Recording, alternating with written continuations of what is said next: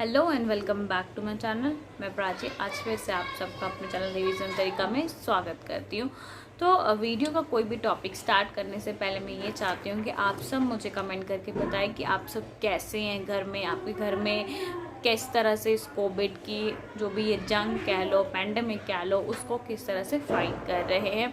उसके बाद हम बढ़ते हैं अपनी वीडियो की ओर। तो वीडियो का टॉपिक जो है वो काफ़ी सिंपल है। डिफरेंसेस है हमारे प्रोकैरियोटिक और यूकैरियोटिक ट्रांसक्रिप्शन में। ये जो टॉपिक है हमारा, ये हम काफ़ी ही छोटे क्लासेस से पढ़ते आ रहे हैं और इसके डिफरेंशिएशन भी हम करते जा रहे हैं। तो जब छोटी क्लासेस में क्या डिफरेंशिएट करते थे, हम 5 मार्क्स वाले में छोटे छोटे 5 पॉइंट्स लिख देते थे। तो क्या एमएससी लेवल पे हमें इससे क्या करना होगा और डिटेल करना पड़ेगा। तो अगर आप नेट पे सर्च करोगे तो आपको एज अ डिफरेंशिएशन फॉर्मेट और जो पैराग्राफ फॉर्म होते हैं वहाँ पे आपको काफ़ी डिफरेंसेस मिल जाएंगे। बट अगर एज इट इज़ आप नेट से कॉपी पेस्ट करते हो तो क्या आपको लगता है टीचर आपको फुल मार्क्स दे देंगे? उन्हें पता होता है कि as it is copy paste है। तो हमें उसमें क्या करना होता है, थोड़ा सा अपना दिमाग लगाना होता है। थोड़े से पॉइंट्स को कौन से पहले लिखने हैं, कौन से बाद में लिखने हैं, ये देखना पड़ता है और उसके साथ साथ डायग्राम्स भी बनाने पड़ते हैं। तो ये है हमारा जो मैंने हाथ से लिख के रखा है। तो आपको साइड बाय साइड जब मैं एक्सप्लेन करूँगी तो स्क्रीन पे विजिबल हो जाएगी। तो स्टार्ट करते हैं। सबसे पहला हमारा क्या है, प्रोकैरियोटिक ट्रांसक्रिप्शन और यूकैरियोटिक ट्रांसक्रिप्शन। पहला पॉइंट ही हमें देना है उसकी क्या प्रोसेसेस टाइमिंग होती है, लोकेशन कहाँ है, उसकी जेनेटिक एसोसिएशन क्या है, ये सब चीज़ों को हम डिस्कस करेंगे। तो सबसे पहला हमारा है प्रोसेसेस टाइमिंग। अब जो हमारा प्रोकैरियोट में होता है, इसमें मैंने लिखा है in this case both processes transcription and transcriptions occur simultaneously.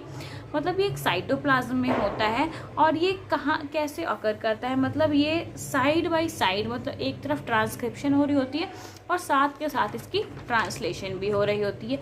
और यूकैरियोटिक में साइमल्टेनियसली ये प्रोसेस नहीं होते हैं, दोनों अलग अलग होता है।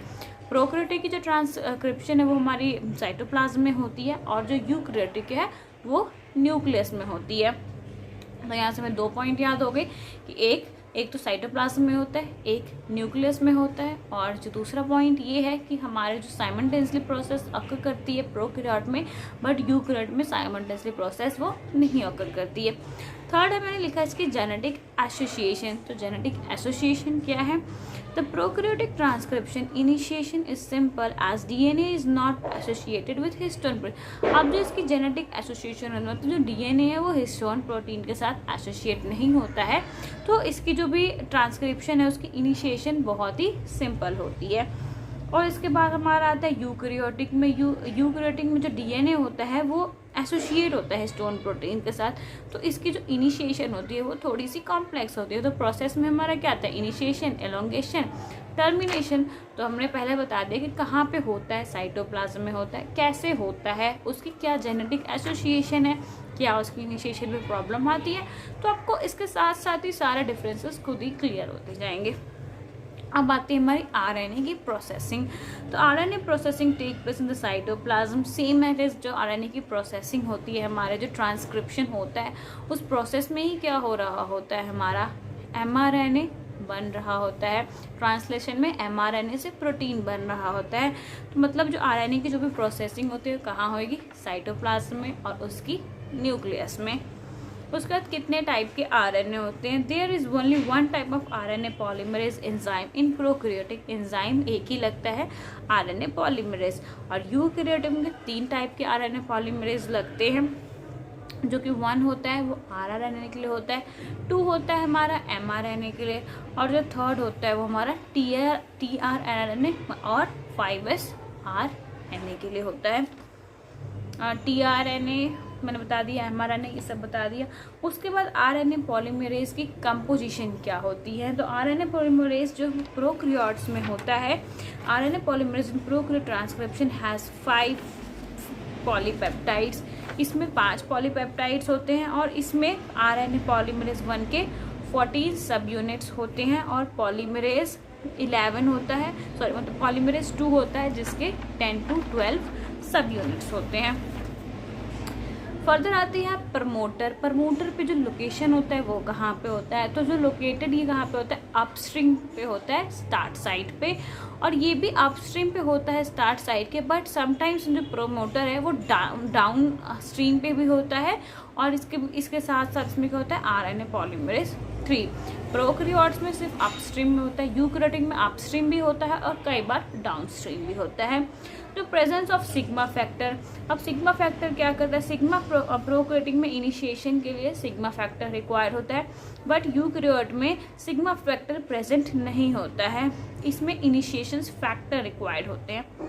अब होता है binding of RNA with promoter region. अब जो प्रमोटर रीजन है उसमें कैसे बाइंडिंग होती है, तो जो आरएनए पॉलीमरेज है वो रिकॉग्नाइज करता है और बाइंड करता है प्रमोटर रीजन को, किसके हेल्प से, सिग्मा फैक्टर की हेल्प से।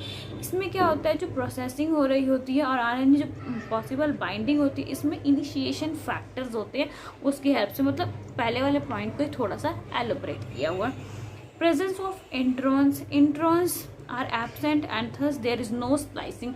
प्रोकैरियोट में कोई भी स्प्लाइसिंग नहीं होती है, बट यूकैरियोट में इंट्रॉन एक्सॉन्स होते हैं, कोडिंग और नॉन कोडिंग सीक्वेंस, और इसमें स्प्लाइसिंग भी होती है।